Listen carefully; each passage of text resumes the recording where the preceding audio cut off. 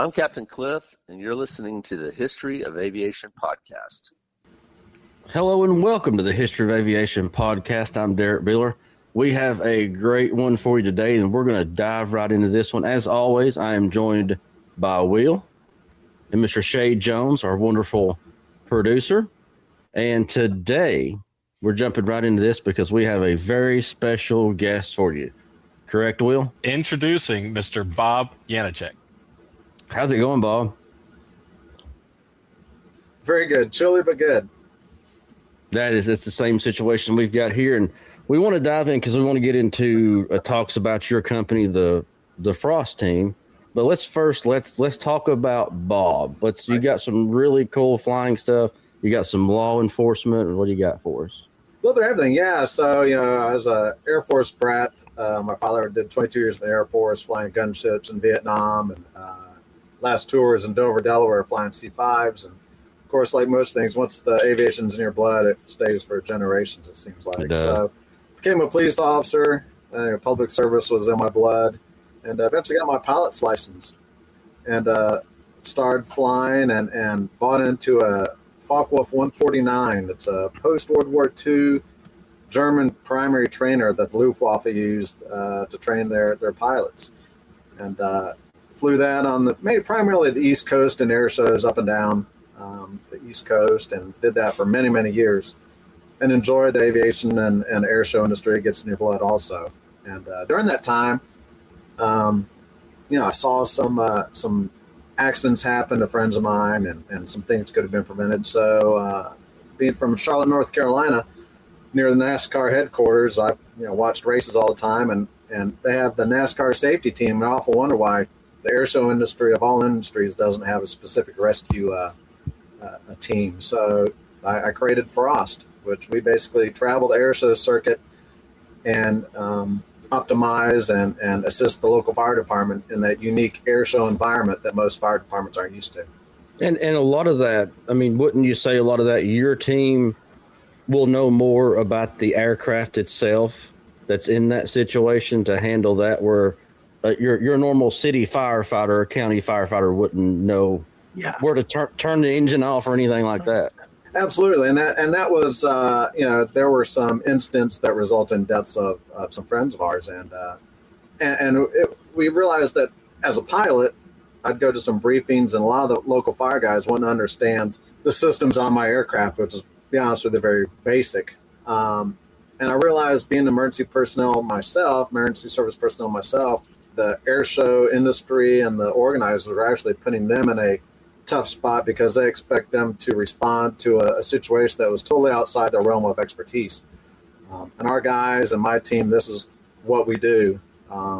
We do the air show industry. We have high-speed ATVs that are decked out with fire suppression and rescue tools, so we can meet that 1-minute response the FAA requires. We wear Simpson fire suits just like NASCAR safety team, and our helmets. We talk to the air boss and the pilots. And even this year, we started a thermal imaging drone aspect to our team with all the new night shows that are going on. We realized that if a pilot punches out or a plane goes down, especially in a rural area or agricultural area or the desert, it'd be a very difficult time finding them in a timely manner without some sort of thermal imaging. So we have a thermal imaging drone that's on standby the whole time that we're under the wave space for the air show. That's fantastic. That's very cool. So, Bob, could you explain to us, what is Frost? And understand it's an acronym? It is an acronym. So it's Fast Response Operational Safety Team. Being in the aviation thing, you had to come up with something that sounded cool and stood for something. So that's what we call it. Now, Bob, I've got a personal question for you. Do you have a call sign? Sure. I do. So my call sign is Trigger. Obviously, being in law enforcement for 30 years, yes. I got that. But also, it was funny. Yeah, I started a nonprofit years ago also that puts on an air show near Charlotte, North Carolina. This is year 25, I guess. And I was moving an A4 Skyhawk, and I was actually moving the elevator. And unfortunately, I had my finger and hands in a pinch point on the elevator when we set the thing down, and it almost cut my finger off. And I had to get 20 stitches in my trigger finger, but I also had to I also had to take the plane to a air show that night. So I went and got stitches and had it all bandaged up. So I walked around at the air show like this for a couple of days. So everyone started calling me Trigger. That was it. They can get you that name quick. That's awesome. One of my things that I was really wanting to discuss with you when we talked about having you on was what kind of training are your guys going through for this? Right. So it's interesting. So we are the only company in the country that does this. And when you do multi-jurisdictional fire service or emergency service, it took a long time to get that approved through the FAA and local jurisdictions. So all our guys are ARF guys, which, the aircraft fire crash fire rescue guys. And each year we do training with our equipment. We review all the entry and exit systems on aircraft. So that's part of our service. We provide that to the local fire department just in case something happens to us, heaven forbid. That's part of our training. We'll come into an air show early, and we have these extrication manuals that show how you open canopies and how do you turn off the mixture, the battery switches, how much fuel, where you should lift a plane, where you shouldn't lift a plane, things like that. So part of our training we do during the off season, our off season is actually fairly short. It's almost the same as a NASCAR schedule. We get together and review things and go over the aircraft that will be in the air show season for that year. And we pretty much know them intimately because, the air show industry is a very small group of people. And we see the same guys pretty much weekend after weekend. So we've become extremely familiar with their performances, their aircraft, their operations, things like that. Is there any wilderness training involved in that? A little bit. Yeah, it's interesting. We did the Reno Air Races, and that's a unique situation out in the desert. We do some places that are, swamps.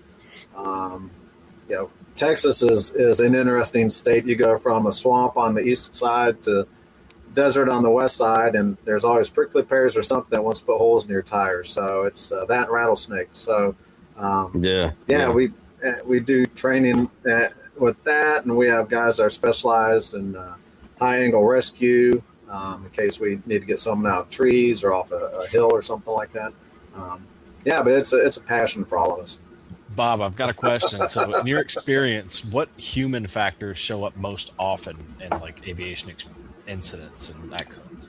I'd say complacency.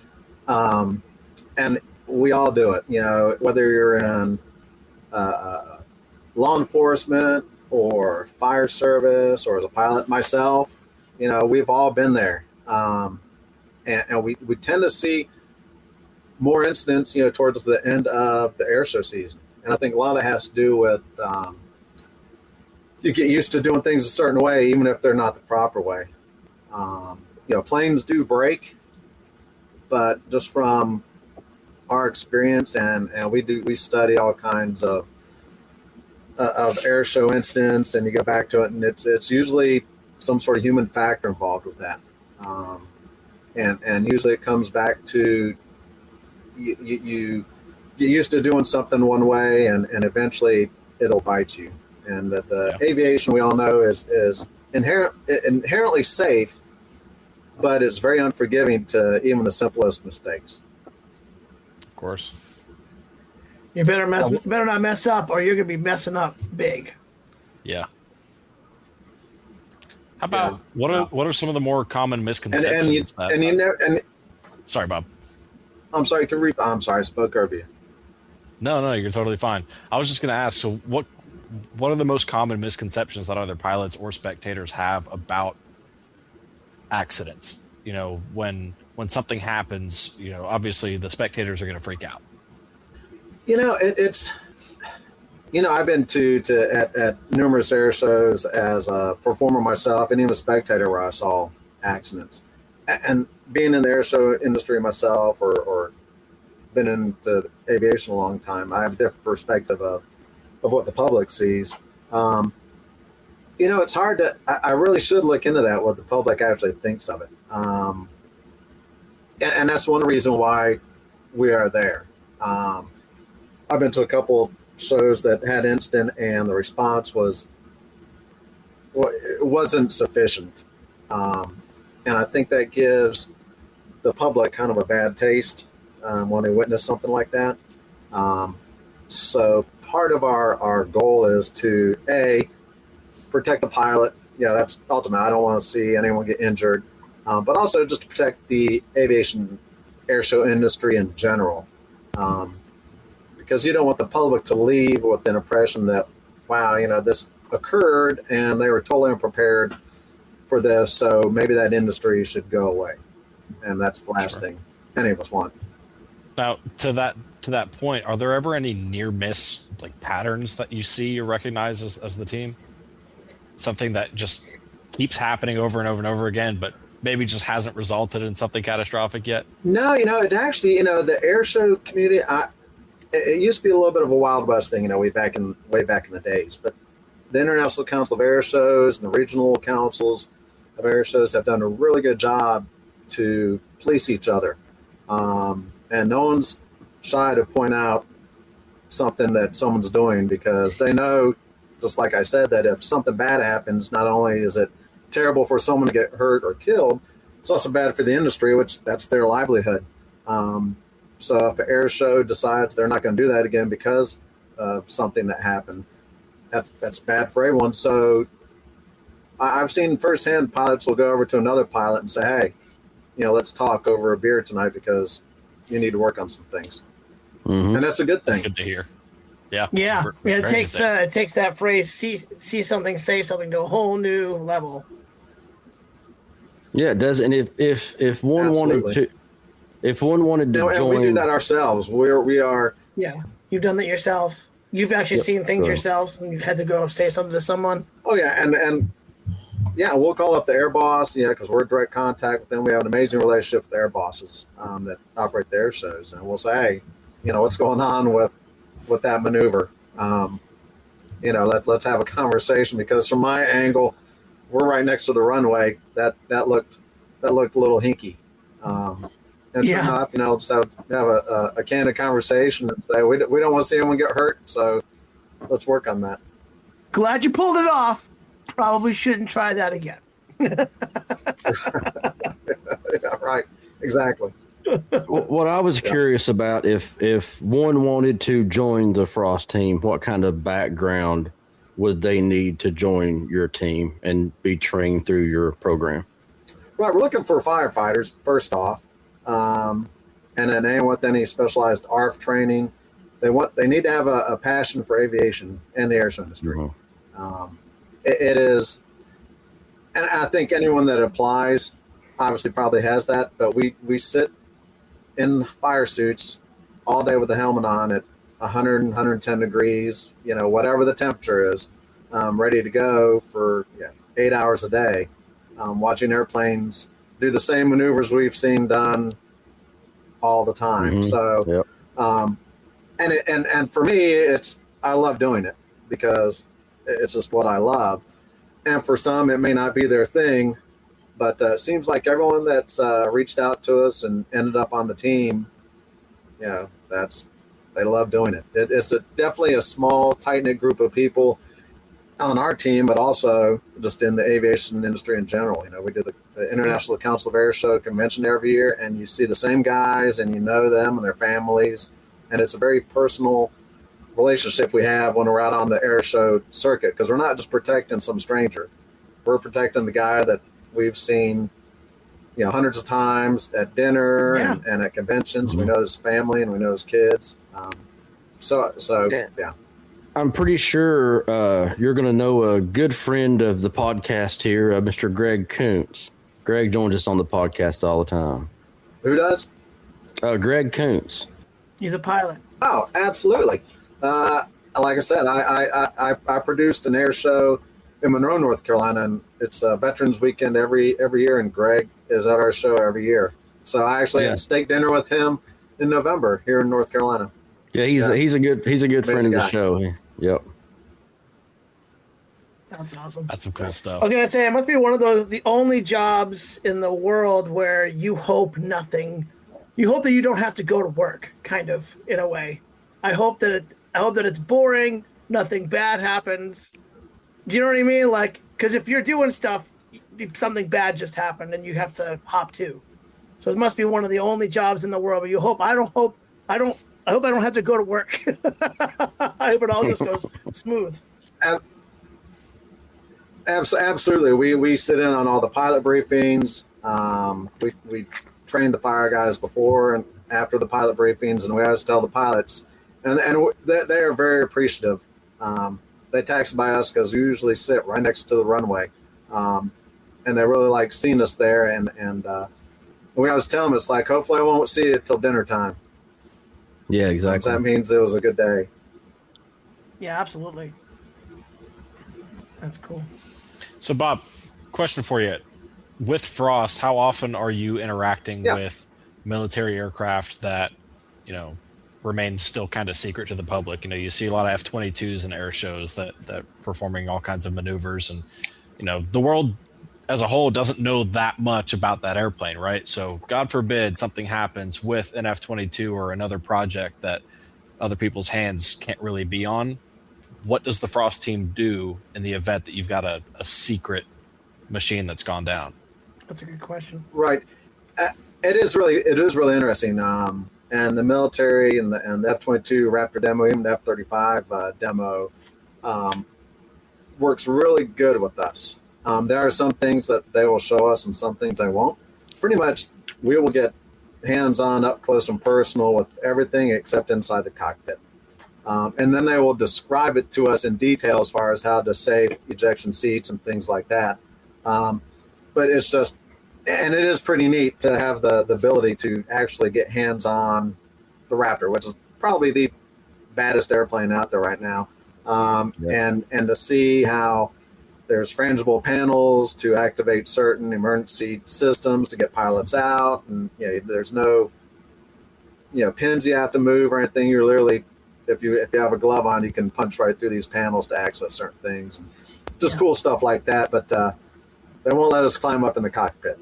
But they'll describe everything to us. Everything else on the plane is pretty much, they'll take us up in depth. Just nothing right up inside the cockpit. Same with the F-35. We can pretty much do what we need to. Other than that, and those planes, the great safety feature obviously is the ejection seat. And so the odds of something happening to the plane with the pilot still in it are very slim. We always say if a pilot ejects, we're going to go for the pilot. The plane is just, it's tax dollars wasted and spent right there. Mm-hmm. So we're not worried about that. Our concern is the pilot. You got a burning pile of metal, and then you've got your human pilot that you need to go adjust. Yeah, and Bob, let's jump in a little bit into your career in flying in air shows. You was telling us before we went on air about your aircraft that I believe really piqued Will's attention. It did. I'm sorry, could you repeat that? Yeah, I was just I was asking that, before we went on air, you were talking about your career in flying and performing in air shows, and if you could tell us a little bit more of that aircraft and how that career was. Yeah, so it's interesting. I owned when I got my pilot's license, I purchased a Piper Cherokee and flew that for many years, and was parking my plane at my local airport and saw in the hangar what I thought was an Avion, and talked to the owner, Mr. Bob Russell, and he said, no, that's a German Focke-Wulf 149. He bought it sight unseen from a gentleman in Germany in 1982 who said it was in pretty good shape, which he knew that was a lie, but he bought it anyway. And when they shipped it stateside, it took them 15, 16 years to get it all put back together in flying condition. But it's a beautiful airplane. It was basically ended up being pretty much a brand new airplane at the end of the restoration. And since then, Mr. Bob Russell passed away a couple years ago, and we ended up selling the airplane. It's now in San Francisco. Wow! But it's a beautiful airplane. What is an air show run like for a air show performer? So, we followed the air shows. We followed the air show circuit, which is pretty much matches the our schedule matches the pilots, obviously. So we start the year. Our first show will be in Buckeye, Arizona, in a couple weeks. That's February. It's one of the first ones, and then pretty much from there on out, we are somewhere every other weekend. We do have a couple longer stretches in the middle. And we always like to say people, and it's not that it's not a glamorous life to be a air show, as we say, like a higher end carny, but you travel so much because our gear is in a 38-foot toy hauler, and you wake up sometimes and you have no idea what city you're in or what time zone, just because you've been on the road so much. But it is an amazing way to get to see the country and meet people all over the United States. And we always end the air show season with the International Council of Air Shows convention in Las Vegas.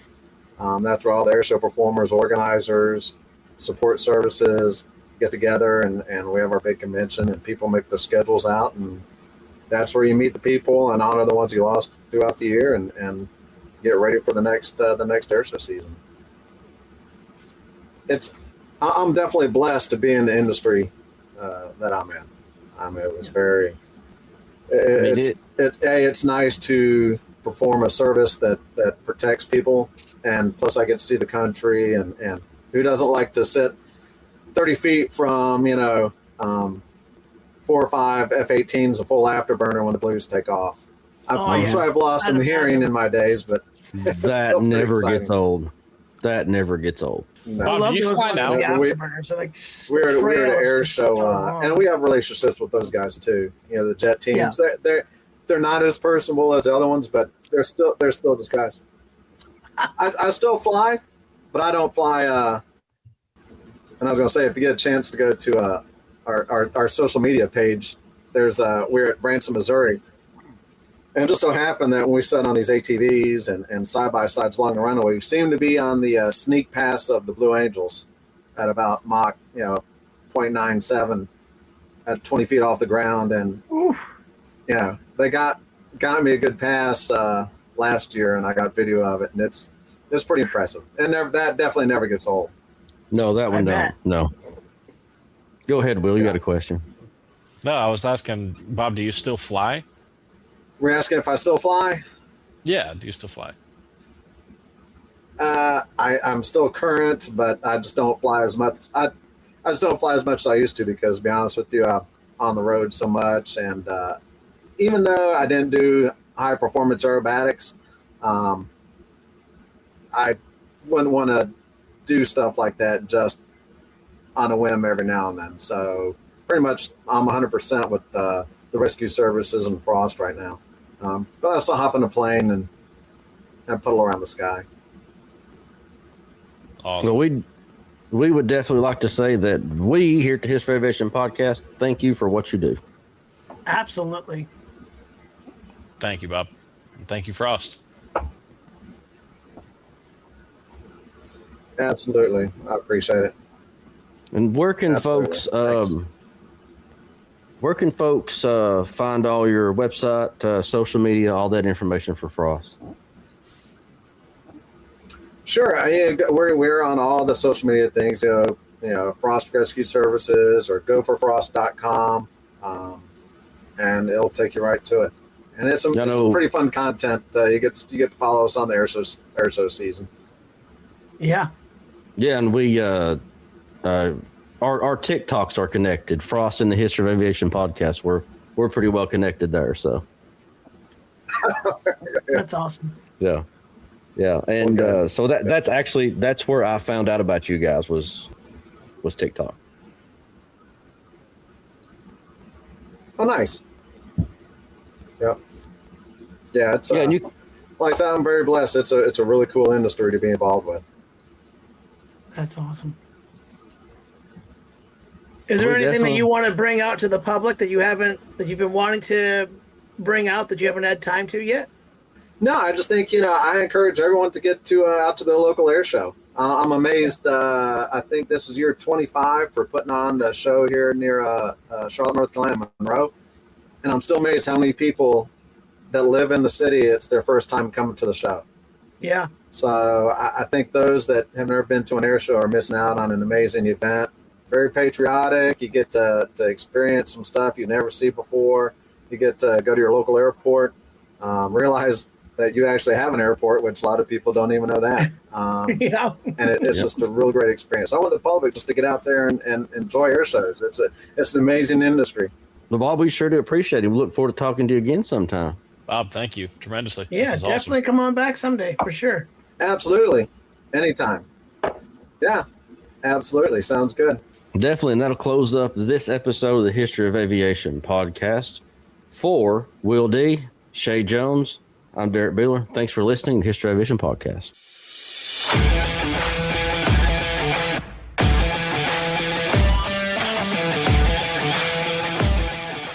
I'm Captain Cliff, and you're listening to the History of Aviation Podcast.